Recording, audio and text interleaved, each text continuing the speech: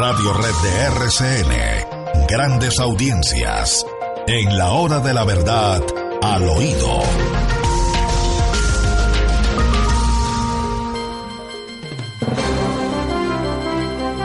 Al oído, William. Sí, doctor Londoño, yo nunca había visto tan bravo a un personaje como lo percibí esta semana con el señor exgobernador de Antioquia, Sergio Fajardo Valderrama.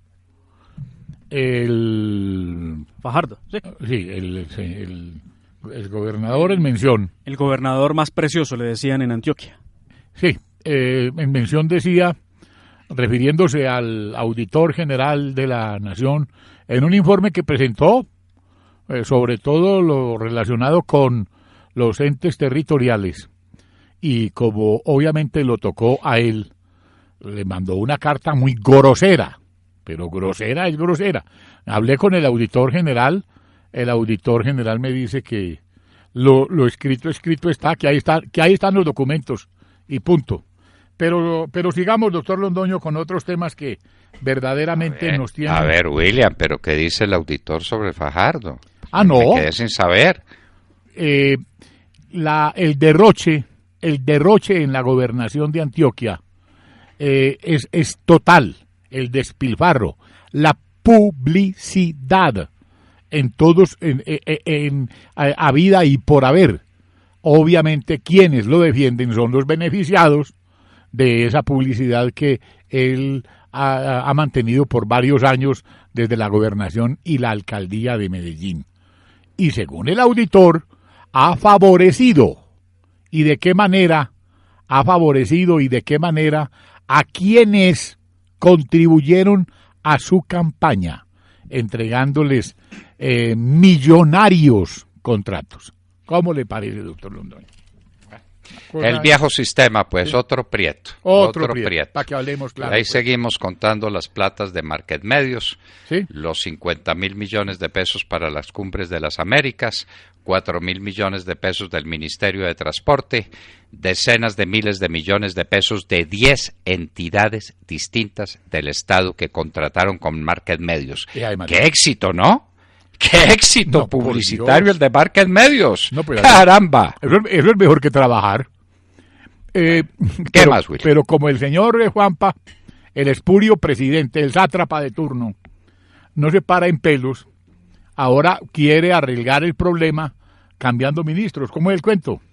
Pues viene otra vez unos cambios ministeriales bien importantes, William, Santiago, Monserrat, doctor Fernando, y esta vez el cambio vendrá para poner al ministro del posconflicto en el tema de defensa. Se trata del cambio de Luis Carlos Villegas porque llegaría el doctor Alfonso Gómez Méndez a reemplazarlo al Ministerio de la Defensa. ¿Ministerio de Defensa, Alfonso Gómez Méndez? A mí pues, se parece, porque pues obviamente, pero a mí me dicen que va a reemplazar a Cristo.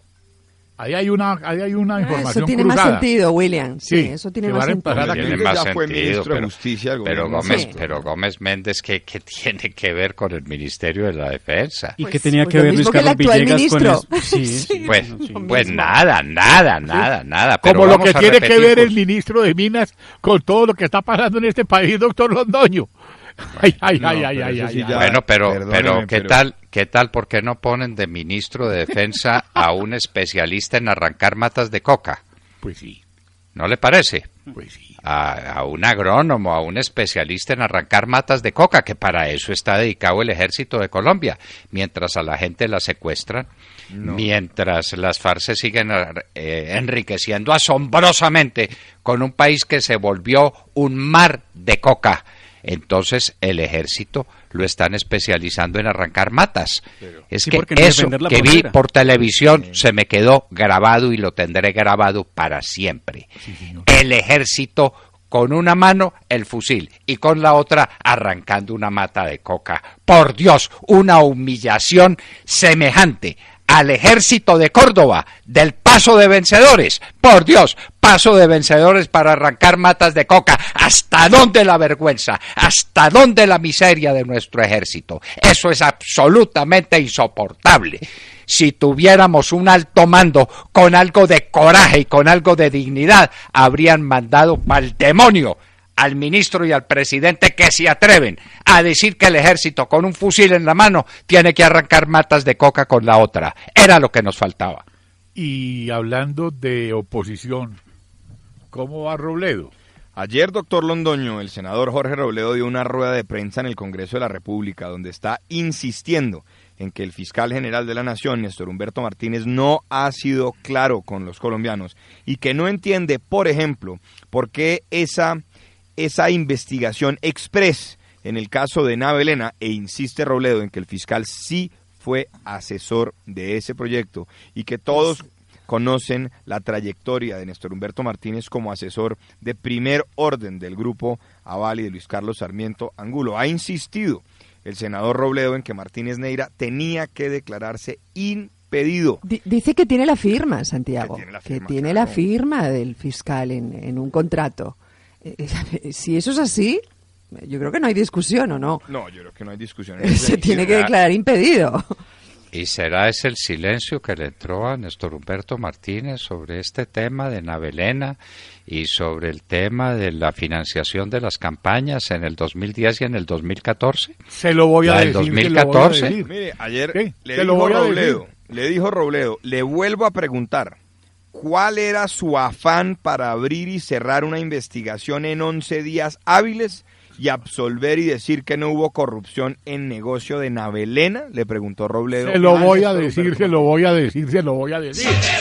Ya lo voy a decir, ya lo voy a decir, ya lo voy a decir, ya lo voy a decir, ya lo voy a decir, ya lo voy a decir, ya lo voy a decir. ¿Y las armas de las FARC qué? Pues William, el fin de semana el narcoguerrillero de las FARC, el más sanguinario de ellos, vivo en estos momentos en el país y que se lo pasa recorriendo universidades hablando de paz. Estoy hablando de Carlos Antonio Lozada. En entrevista con El Tiempo afirmó que como son... El del atentado al doctor Londoño. El mismo, sí señor. Afirmó el sujeto que como son 7.000 los guerrilleros desmovilizados en las zonas veredales, se dice que hay un arma por cada combatiente, lo que da un total de 7.000 armas, que no es mucho. ¿Y las 14.000 no, el presidente? No, tampoco, no. Es que las 14.000, Santiago, las están contando supuestamente con las armas de los milicianos que, dice Lozada, ya entregaron en las zonas veredales. Pero ojo con esto, en la entrevista este señor dice cositas como las siguientes.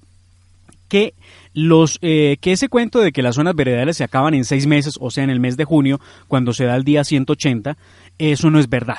Que ellos van a tener que quedarse en las zonas veredales, sí, que se dejarán de llamar zonas veredales. Quién sabe cómo se van a llamar los nuevos pueblos de Colombia, que se van a quedar porque ¿para dónde cogemos? Dijo él, ¿para dónde cogemos? Se acaban 6 meses, ¿usted cree que en 6 meses nosotros tenemos resuelta la situación? No, nosotros nos demoramos. Entonces, ¿qué fue lo que explicó el tipo? Dijo, si sale un proyecto productivo al que tenemos derecho de acuerdo con lo que firmamos en La Habana, entonces un grupo de 20 guerrilleros va a trabajar a un cultivo de piña en el departamento del Meta. Entonces salen 20 guerrilleros de esa zona campamentaria a trabajar en el cultivo y van haciendo su vida. Y así sucesivamente. Con 8 millones de pesos cada uno. Sí, señor, y con 2 millones que ya están pronto a entregarles también por su desmovilización.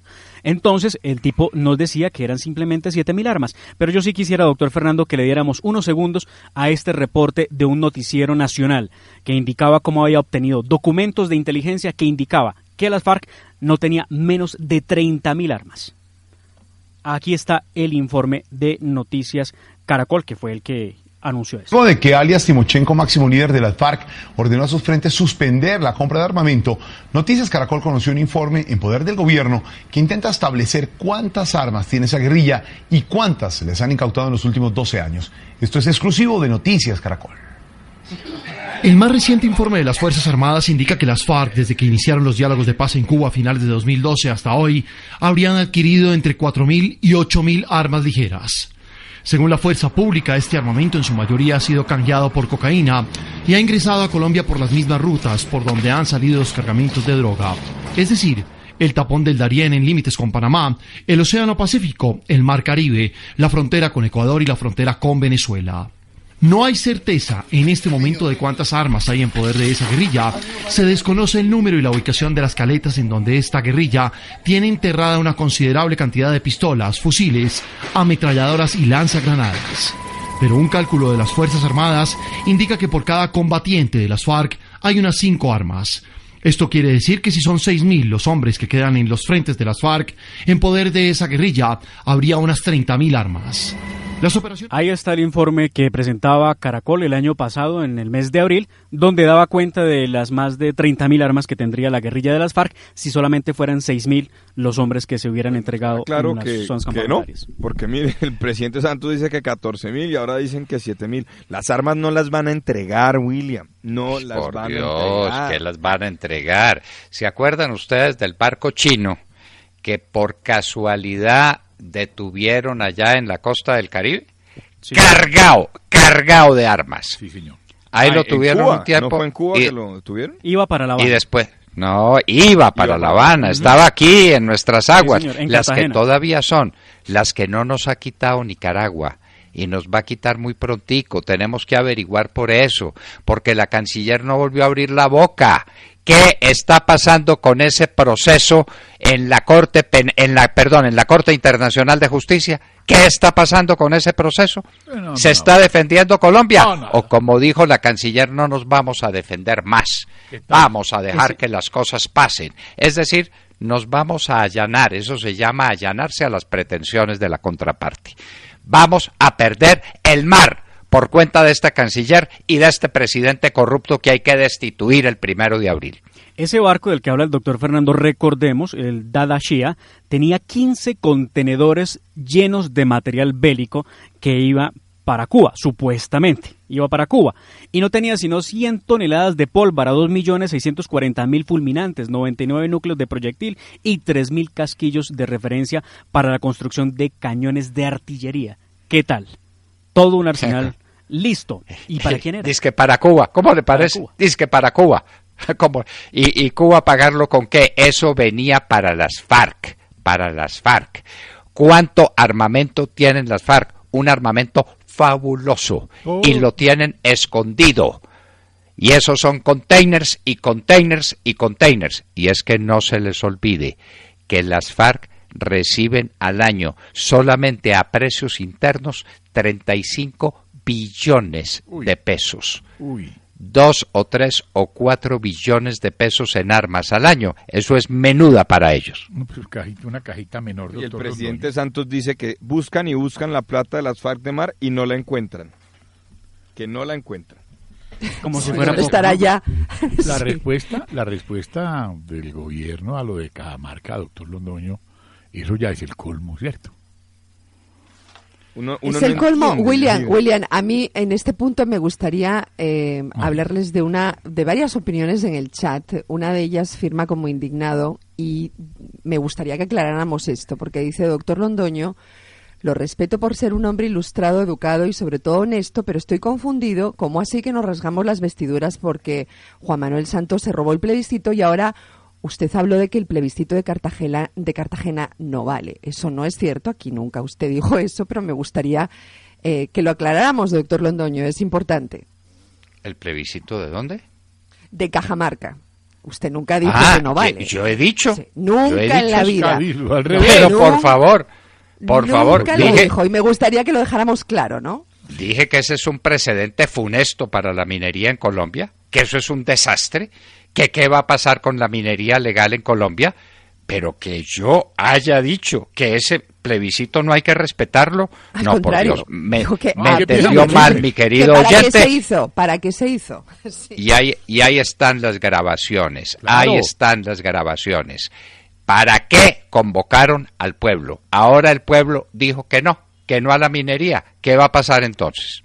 Pues se tiene que respetar el y eso va a plebiscito, generar ¿no? una inseguridad jurídica terrible. De hecho, Ya nadie se atreve aquí a meter. Ninguna compañía extranjera se viene para Colombia, pues, doctor Londoño. Esto es para espantar a todo el mundo. es que la pregunta, la forma como finalmente se formuló la pregunta y que fue avalada por el Tribunal Superior Administrativo del Tolima, pues es muy difícil, William, porque lo que en última se dijo en Cajamarca fue no a la minería, cualquier tipo de minería. Por eso. Eso no fue un no a la colosa. Ahora bien, es muy importante aclarar, Montserrat, que lo que hemos dicho es que la pregunta pues no la compartíamos, pero que en últimas para eso se convocó y que se tiene que respetar. De acuerdo. Sí, bueno, y otro oyente que firma como Colombia Paz con Progreso dice, o sea, que la minería legal, que la minería legal es mucho más ilegal que la legal. No entiendo muy bien, pero aquí el tema es que el gobierno no está haciendo nada con la minería ilegal, ayer lo decíamos, y ese es un grave problema para Colombia. Una minería ilegal que está destruyendo nuestros ríos, que está acabando con el medio ambiente, que para operar necesita unas máquinas gigantescas.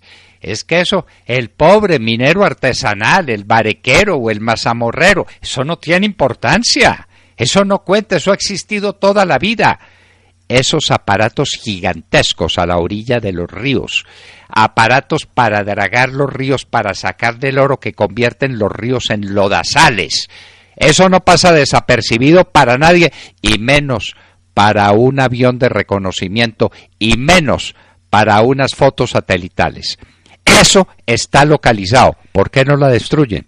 Porque es de la ejercen las FARC. Como dice porque es de las FARC. Sí, señor. Sí, señor. Claro, son los de los dueños del país. ¿Cuál es la agenda legislativa de las FARC? Perdón, del Congreso esta semana. Agenda legislativa del Congreso esta semana. Hoy de las FARC. La Cámara de Representantes se reúne a las 2 de la tarde para hacer trámite de la conciliación de la Justicia Especial para las FARC, y el Senado de la República, que estaba citado para las 3 de la tarde, por alguna razón futbolística o futbolera, si me permiten el término, decidió mover la cita para la 1 de la tarde, donde se hará un debate al ministro de Minas y Energía sobre el tema de Electricaribe.